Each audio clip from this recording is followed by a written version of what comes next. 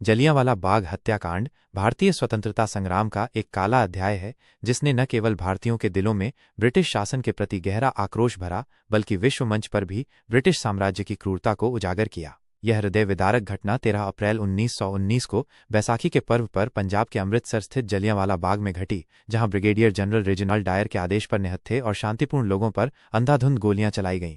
पृष्ठभूमि: Rowlatt act और बढ़ता आक्रोश। 1919 में ब्रिटिश सरकार ने रॉलेट एक्ट लागू किया था, जिसके तहत किसी भी भारतीय को बिना मुकदमे के जेल में डाला जा सकता था। इस कठोर कानून के विरोध में देश भर में प्रदर्शन हो रहे थे और पंजाब में इस विरोध ने विशेष रूप से उग्र रूप ले लिया था। 10 अप्रैल 1919 को दो लोकप्रिय राष्ट्रीय नेताओं डॉक्टर सैफुद्दीन किचलू और डॉक्टर सत्यपाल को गिरफ्तार कर लिया गया, जिससे अमृतसर में जन आक्रोश और बढ़ गया।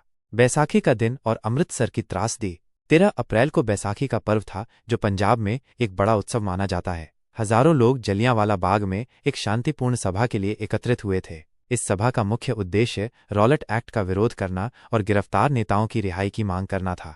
जलियांवाला बाग एक छोटा, चारों ओर से दीवारों से घिरा हुआ बाग है, जिसमें केवल एक संकरा प्रवेश द्वार है। इस बाग में लोग परिवार सहित आए हुए थे। स्त्रियां, पुरुष, बच्चे सभी निहत्थे और शांतिपूर्ण थे।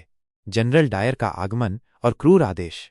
उसी दिन ब्रिटिश सेना के ब्रिगेडियर जनरल रेजिनाल्ड डायर को खबर मिली कि लोग बिना अनुमति के सभा कर रहे हैं। उसने बिना किसी चेतावनी के लगभग 90 सैनिकों के साथ जलियांवाला बाग को घेर लिया। सैनिकों के पास राइफलें थीं और उनके साथ 2 बख्तरबंद गाड़ियां भी थीं, जो बाग के अंदर नहीं आ सकीं।